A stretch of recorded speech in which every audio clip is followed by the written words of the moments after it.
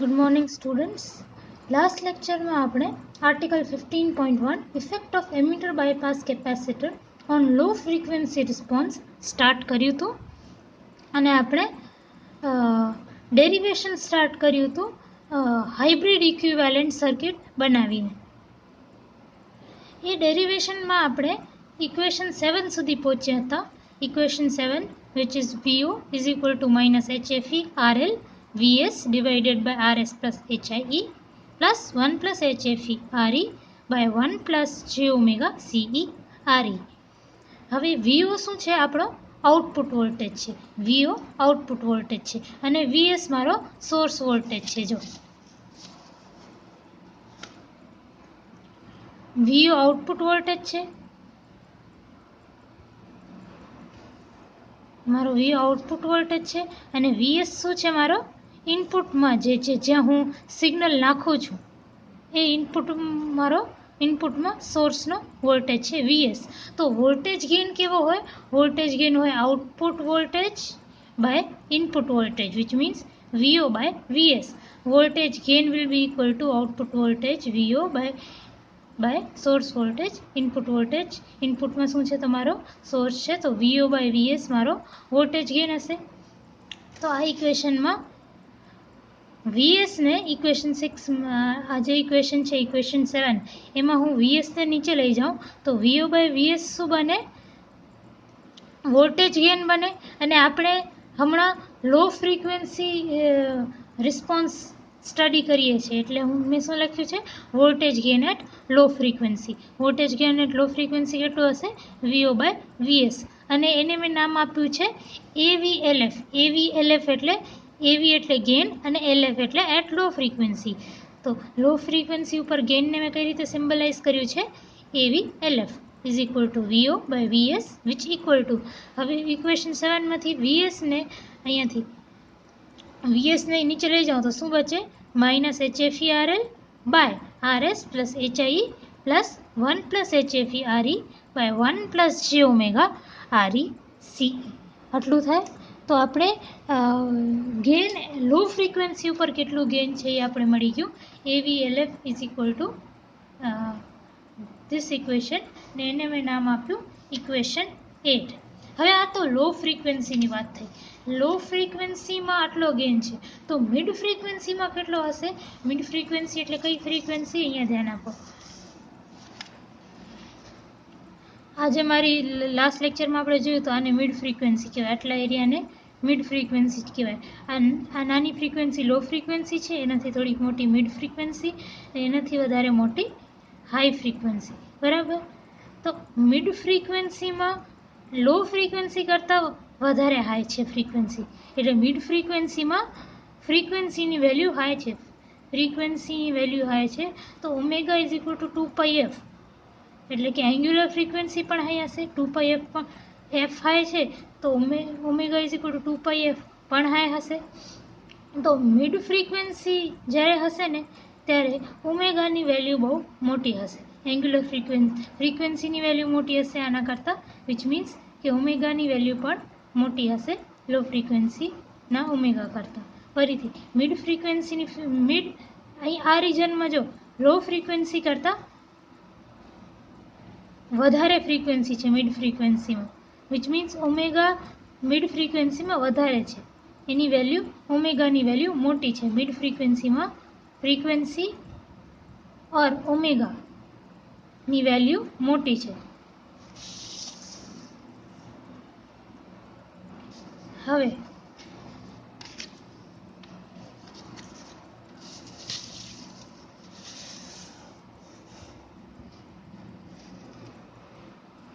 હવે જો at mid frequency where omega is large, મેં હમણાં તમને સમજાવ્યું કે મિડ ફ્રીક્વન્સીમાં ઓમેગા મોટો છે ત્યારે ગેઇન કેટલો થઈ જશે? ગેઇનને મેં નામ આપ્યું છે AVMF, એટલે AV એટલે વોલ્ટેજ ગેઇન અને MF એટલે મિડ ફ્રીક્વન્સી.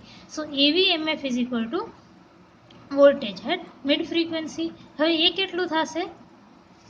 તો ઇક્વેશન 8 પાસે આવો. ઇક્વેશન 8 પાસે આવો. અહીંયા તમારું જો આ થર્ડ ટર્મને જુઓ. થર્ડ ટર્મમાં ઓમેગાની વેલ્યુ બહુ મોટી હોય તો ઓમેગાની વેલ્યુ બહુ મોટી હોય તો આટલી જે ટર્મ છે આખી એ બહુ નાની હશે.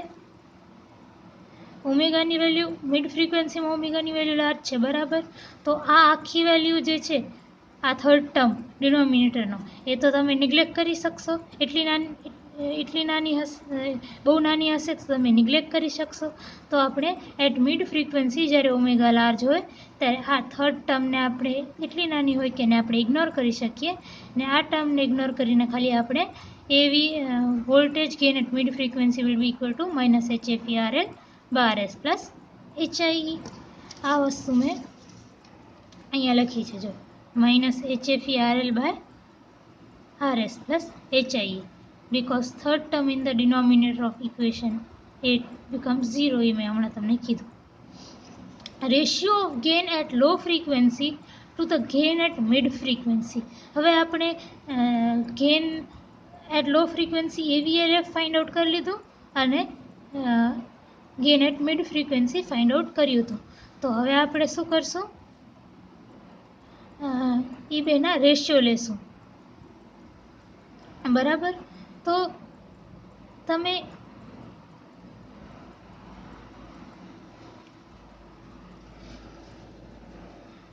AVLF લખો. AVLF કેવું હતું, અહીંયા જો AVLF છે, AVLF છે અને તમે AVLF બાય AVMF કરવું હોય તો પહેલાં શું કરો તમે કે minus HFERL by RS plus HI minus HFERL એમ લખો અને RS પ્લસ HIE કોમન લો.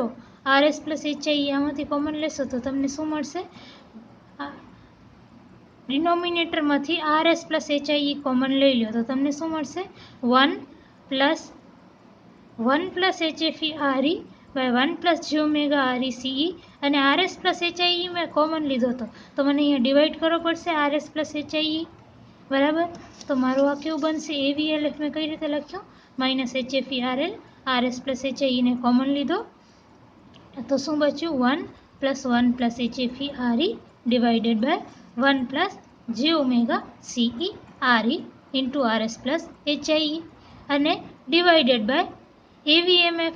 તો ઉપર ઇક્વેશન 9માં તમને AVMFની વેલ્યુ આપેલી છે, એ 1 બાય AVMFને મલ્ટીપ્લાય કરી દો. 1 બાય AVMF કેટલું હશે, RS plus HIE divided by minus HFERL.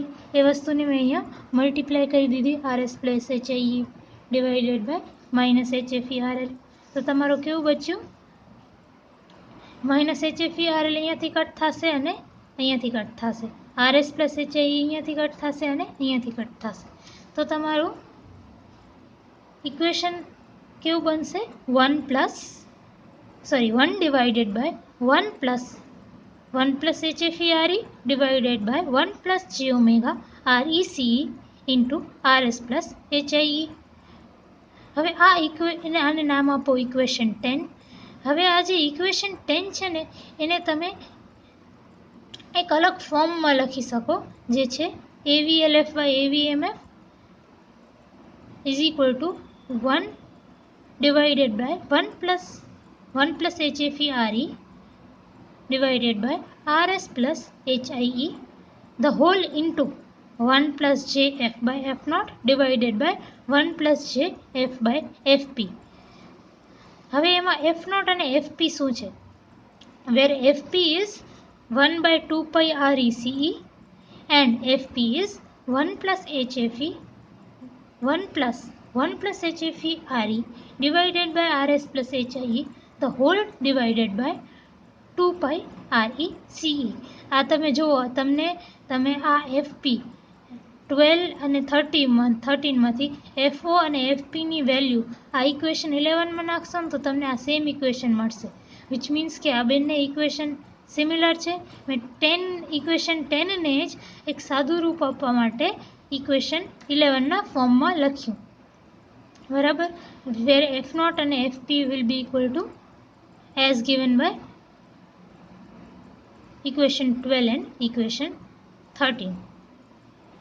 આ તમે ખાસ યાદ રાખજો, FO અને FPની value, FO or F0 is equal to 1 by 2 pi RECE અને FP is equal to 1 plus 1 plus HFE-RE divided by RS plus HIE into, divided the whole divided by 2 pi RECE.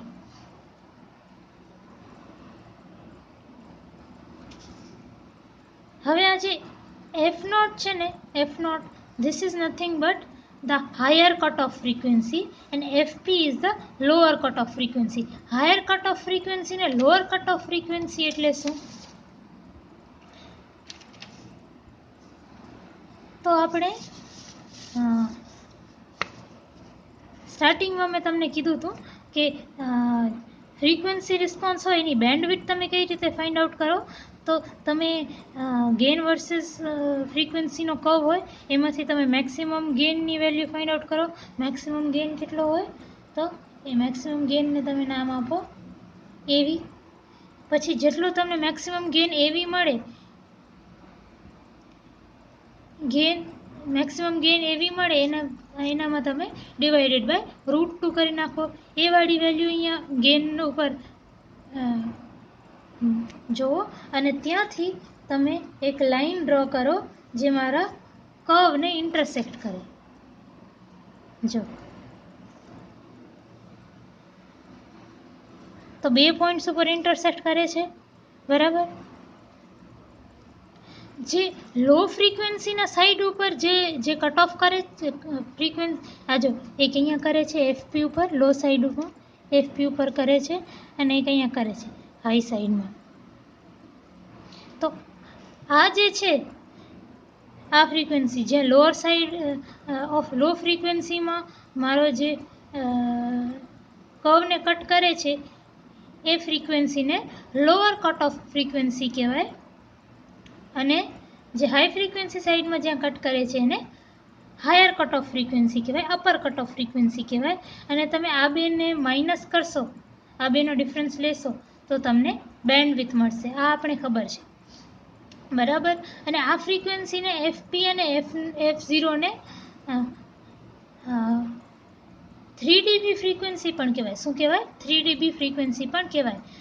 FP ને lower 3 dB frequency અને F0 ને upper 3 dB frequency.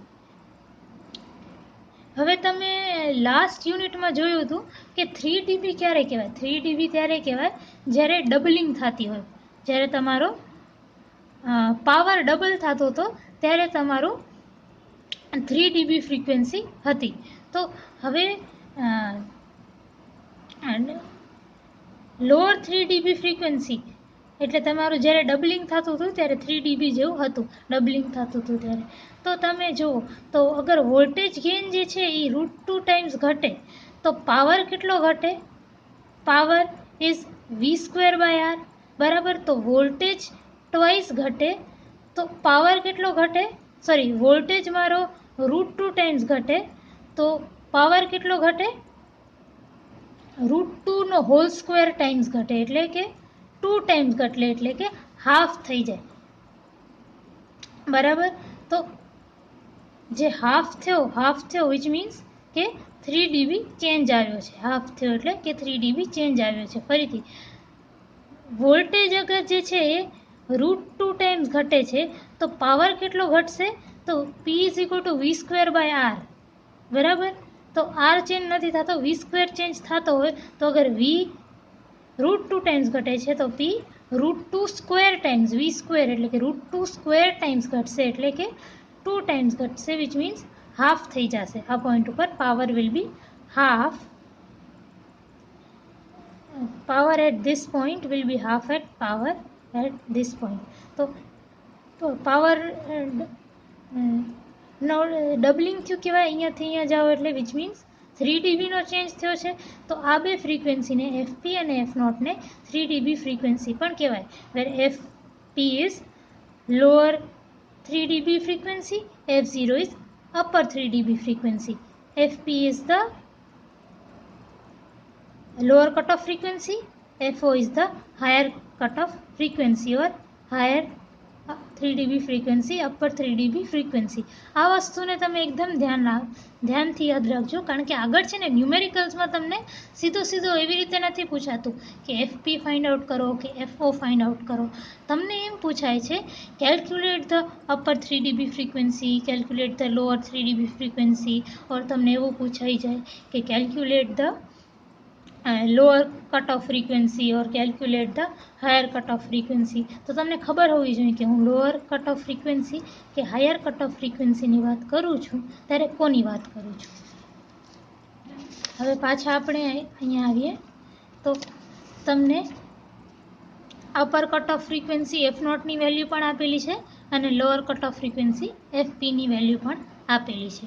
હવે આપણે હમણાં છે ને લો ફ્રીક્વન્સીની રિસ્પોન્સની વાત કરીએ છીએ, એટલે આપણે એફપી ઉપર ધ્યાન આપશું. એફપી ઉપર હવે if 1 plus HFE RE divided by RS plus HIE is very greater than 1.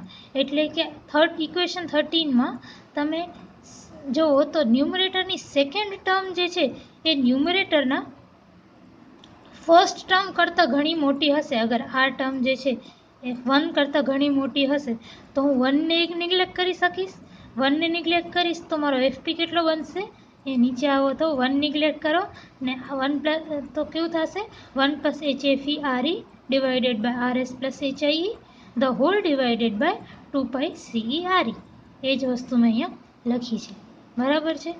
તો ઇક્વેશન 13ના ન્યુમરેટરમાંથી 1 ઇગ્નોર કરીને જે બચ્યું એ મારા ઇક્વેશન 14માં લખ્યું.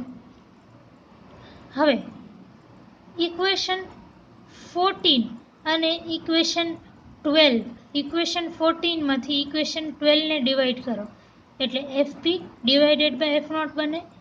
તો શું થશે 2 pi REC ને 2 pi REC કેન્સલ થઈ જશે ને શું બચશે ખાલી 1 plus HFE RE divided by RS plus HIE આટલું જ બચશે.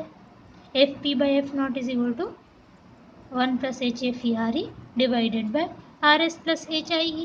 હવે આપણે ઉપર કન્ડિશન લખી છે if this is greater than 1. અહીંયા આપણે ત્યાંથી જ સ્ટાર્ટ કર્યું છે, બરાબર. તો 1 plus HFE RE by RS plus HIE is greater than 1 જો અહીંયા છે એ જ વસ્તુ મેં અહીંયા લખી છે, which means કે FP by FO is also greater than 1. FP by FO is also greater than 1. Consider AVLF by AVMF at frequency F is equal to FP. હવે છે ને આપણે આ જે ગેઇનનો રેશિયો છે ને AVLF by AVMF ઇક્વેશન 11, આમાં voltage gain at low frequency divided by voltage gain at mid ફ્રીક્વન્સીને આપણે કઈ ફ્રીક્વન્સી ઉપર કન્સિડર કરશું એફપી ઉપર. F is equal to FP ઉપર.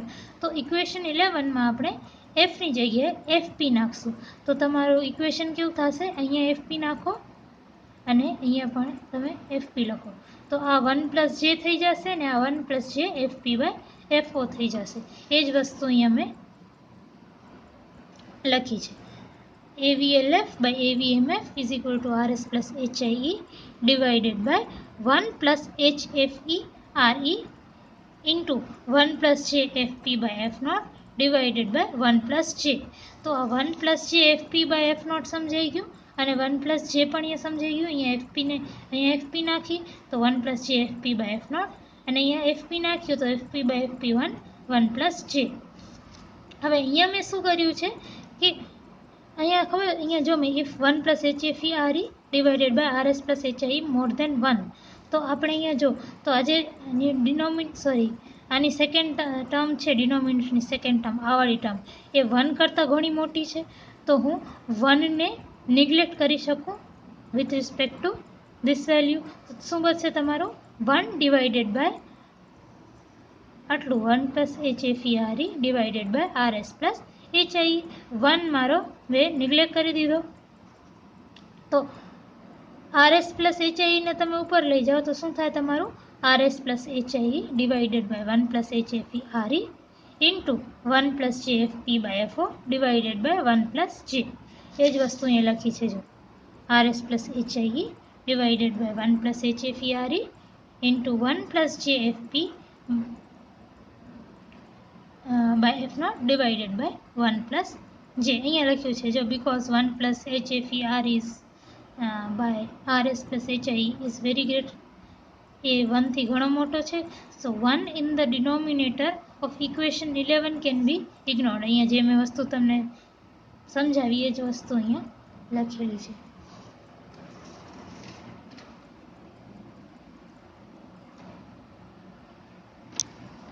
હવે આ ઇક્વેશન થી આપણે આગળ વધીએ.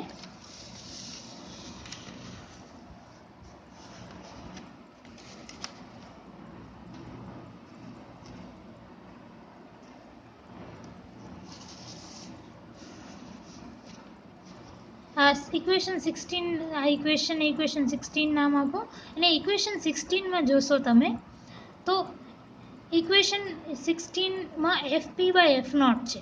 હવે તમે ઇક્વેશન 15 માં જુઓ તો FP by F0 is also very greater than 1. એટલે કે ઇક્વેશન 16 નો આ જે ન્યુમરેટર છે ને આ જે ન્યુમરેટર છે એમાં FP by F0 1 કરતાં ઘણું મોટું છે તો તમે 1 ને નિગ્લેક્ટ કરી શકો. 1 ને નિગ્લેક્ટ કરી ને તમે હવે તમારું ઇક્વેશન કેવું બનશે AVLF by AVMF is equal to RS plus HIE divided by 1 plus HFERE into 1 ને નિગ્લેક્ટ કરીને J FP by F0 divided by 1 plus J. એ જ વસ્તુ મેં અહીંયા ઇક્વેશન 17 માં લખી છે. AVLF by AVMF is equal to RS plus HIE divided by 1 plus HFERE into J FP by F0 divided by 1 plus J. Because FP by F0 is very greater than 1 from equation 15. મેં જે reason કીધું અહીંયા લખ્યું છે. હવે આ જે વાળી ટર્મ છે એટલે તમારો મેગ્નિટ્યુડ ને ડાયરેક્શન બંને છે. હવે ખાલી હું AVLF by AVMF નો ખાલી મેગ્નિટ્યુડ લઉં તો મને શું કરવું પડે RS આનું હું ઇક્વેશન 17 નું ખાલી મેગ્નિટ્યુડ લઉં છું. મેગ્નિટ્યુડ લઈશ તો શું કરીશ AVLF by AVMF નું મેગ્નિટ્યુડ અહીંયા મેં ડ્રો કર્યું છે is equal to RS plus HIE divided by 1 plus HFERE. આ વેલ્યુ એમને એમ રહેશે કારણ કે આ તો મેગ્નિટ્યુડ જ છે, પ્યોર નંબર જ છે. JFP by F0 આનો મેગ્નિટ્યુડ કેટલો થશે તો જે ડાયરેક્શન છે FP by F0 નંબર છે તો FP by F0 એમને એમ રહેશે. પછી આ 1 પ્લસ જેનું મેગ્નિટ્યુડ કેટલું થશે 1 પ્લસ જેનું મેગ્નિટ્યુડ કેટલું થશે √2. અને જો 1 પ્લસ જે is equal to √1 square plus 1 square is equal two √2. તમને ખબર છે કે x plus IY is equal two √x square plus y square. તો અહીંયા x શું છે 1 અને I એટલે મેં અહીંયા ચલો JY નામ નાખી દો એટલે કે આપણું ઇમેજનરી ટર્મ જેવું છે. આપણું જે ઇમેજનરી ટર્મ જેવું છે અહીંયા ઇમેજનરી ટર્મ જે FP બાય F0 બરાબર. તો તમને ખાલી મેગ્નિટ્યુડ લેવું હોય તો તમે એ જે ઇમેજનરી ટર્મ જે છે એને તમને નિગ્લેક્ટ કરી દો. અહીંયા જે લખેલું છે ને જે this is nothing but imaginary number. મને મેગ્નિટ્યુડ લેવું છે તો હું ઇમેજનરી વાળાને ડ્રોપ કરી દઈશ. તો FP બાય F0 જે FP બાય F0 માંથી જે ડ્રોપ થઈ મેગ્નિટ્યુડ એનું FP બાય F0 રહેશે. 1 પ્લસ જે કેવું થશે તમને ખબર છે કે x પ્લસ IY ઓર x પ્લસ JY જે ઓર I ઇમેજનરી નંબર છે એ કેવો હશે √x square plus y square. તો 1 પ્લસ જે કેવું હશે 1 પ્લસ જેનો મેગ્નિટ્યુડ કેવો હશે તો અહીંયા x 1 છે અને y પણ 1 છે. જો જેના મલ્ટિપ્લિકેશનમાં 1 છે તો 1 પ્લસ 1 નો હોલ નો અંડરરૂટ એટલે કે √2. તો 1 પ્લસ જેના મેગ્નિટ્યુડને મેં કઈ રીતે લખ્યું √2. આને ઇક્વેશન નંબર 18 નામ આપ્યું.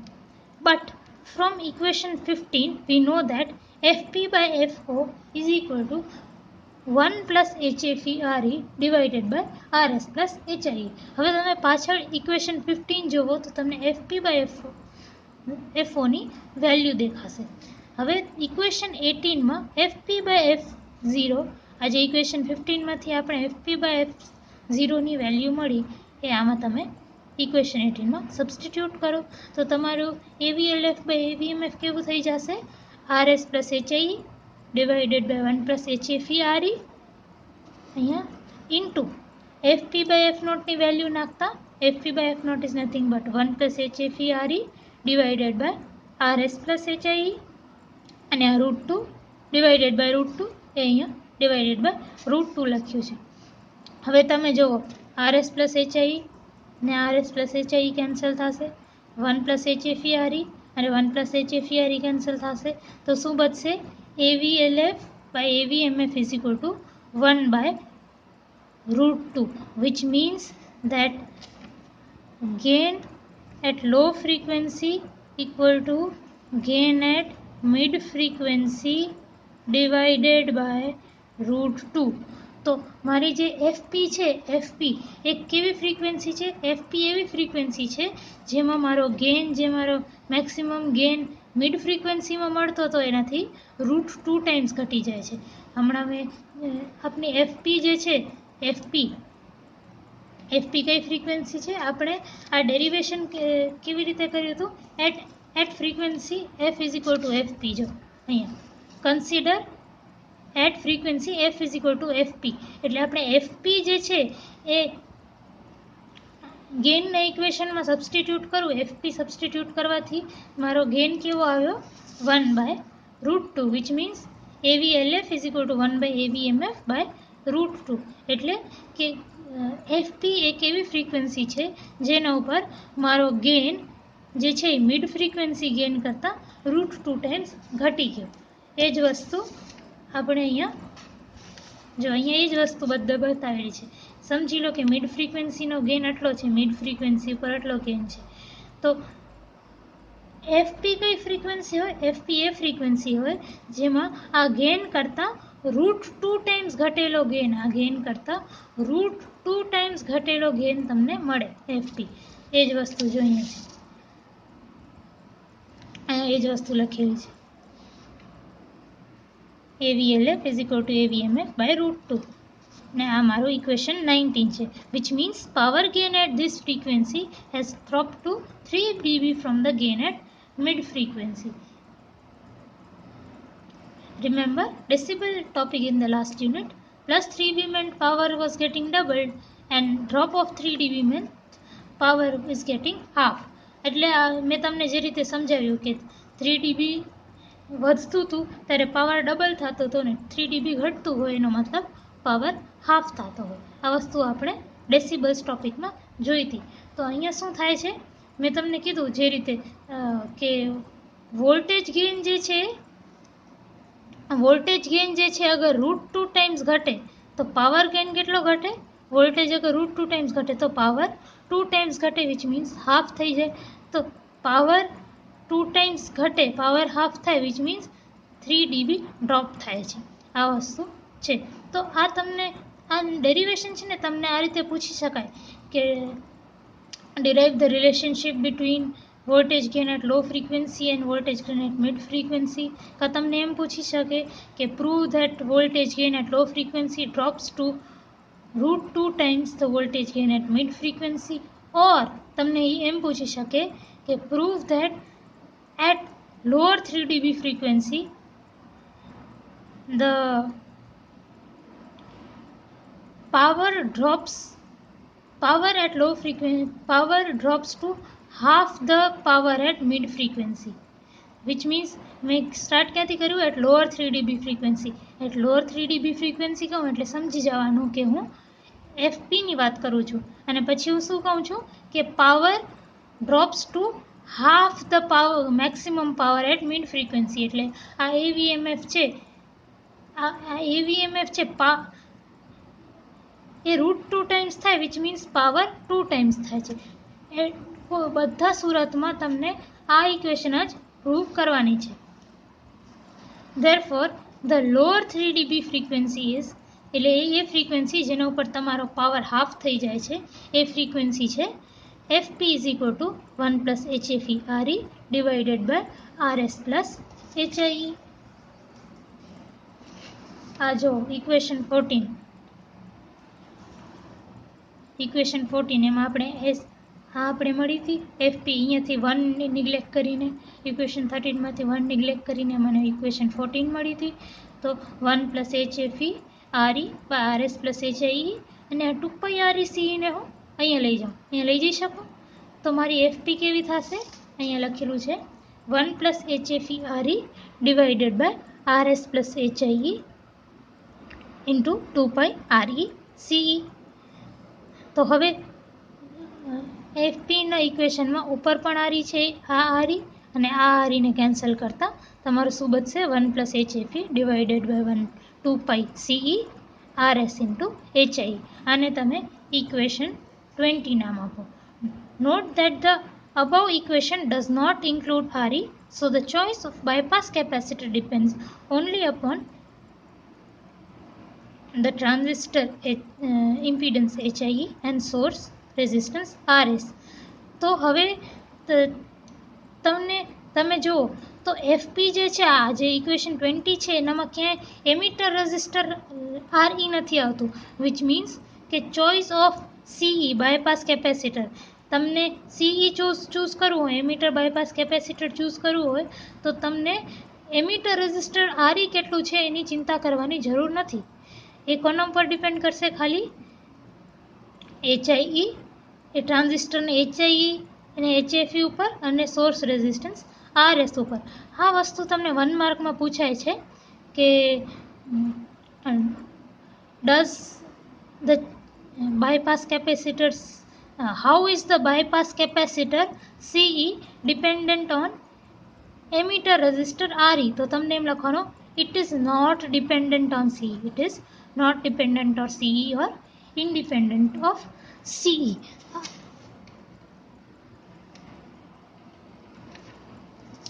એક એક્ઝામ્પલ જોશું તો example 15.1, calculate the size of bypass capacitor CE to provide a low frequency 3B point of 100 Hz when RE is given to be 1 kilo ohms, HFE 50, HIE 1 kilo ohms and RS 600 ohms. તો હવે તમને calculate શું કરવાનું છે? Size of bypass capacitor, એટલે કે તમને CEની value calculate કરવાની છે. ને આપેલું શું છે? Low frequency 3B point of 100 hertz, એટલે કે લોઅર કટ ઓફ ફ્રીક્વન્સી જે એફપી છે એ કેટલી છે? 100. તો એફપીની વેલ્યુ 100 છે. તો તમે ઇક્વેશન 20 જે છે, ઇક્વેશન 20 એમાં તમે જો ઇક્વેશન 20માં CE ને સબ્જેક્ટ ઓફ ઇક્વેશન બનાવો, CE ને આ બાજુ લઈ જાઓ અને FP ને અહીંયા લઈ આવો. તો શું થશે? 1 plus HFE divided by 2 FP into RS plus HIE. એ જ વસ્તુ અહીંયા લખી છે 1 plus HFE divided by 2 FP RS plus HIE. હવે તમે બધી HFE, HIE, RS અને FPની વેલ્યુ સબસ્ટિટ્યુટ કરો તો શું થશે? 1 plus 50 divided by 2 into 3.14 into 100 into 600 plus 1000, which will be nearly equal to 50 microfarad. Thank you.